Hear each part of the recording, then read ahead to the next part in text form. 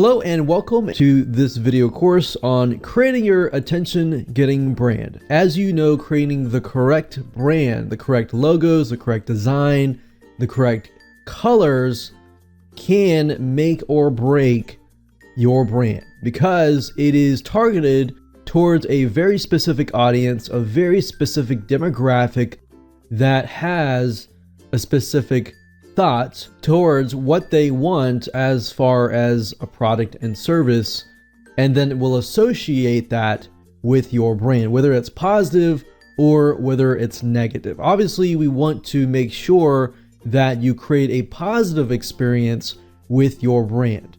So what I want to do now is just to give you a quick overview of what is exactly in this video course so you know exactly what to expect. So obviously this is video number 1. Video number 2 is going to be personal branding versus company branding. And when it comes down to creating a brand, you really need to figure out who do you want to brand. Do you want to brand your company or do you want to brand a person? Because they're very two different things. You can't really combine them into one. Whereas if you do brand a company, for example, you could brand those who are working within that company, but ultimately you are branding that company. And there tends to be more of a long-term view for that kind of branding. Now, if you're branding a personal brand, on the other hand, then it's going to be a lot more obviously personal, but it'll be short-term as well. So those are things just to think about as you are creating your brand. And we'll dive into a lot more detail in that particular video. And of course, number 3, we're going to focus on invoking the right emotions. Obviously, with different audiences, different demographics, so that's why you really need to know your demographic and audience. For those specific audiences, you need to know what kind of emotion that you want to evoke in relation to your product or service. So we'll get into a lot more depth in that particular video because that kind of builds on building your brand, such as, for example, name creation. Name creation can or make or break, obviously, that positive experience. So we want to make sure that it's right.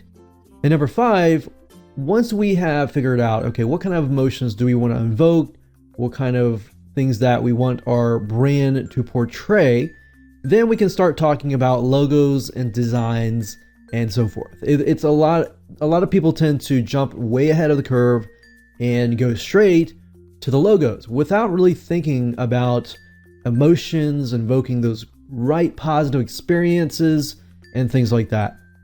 So in number 5, before we talk about creating a logo or anything like that, I want to dive into color psychology.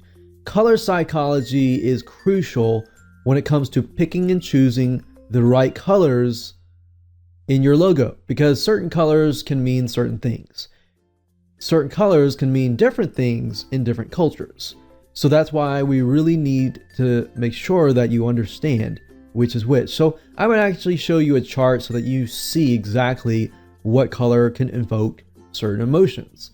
So number 6, we are going to talk about company colors. And number 7, we're going to talk about color themes.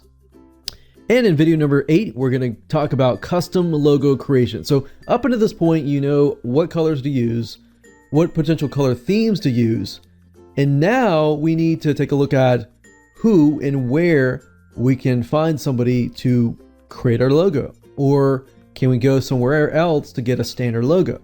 We'll actually show you different ways to get custom logos created. And in, of course, video number 9, we're going to talk about custom mascot creation. Some companies have mascots, some don't.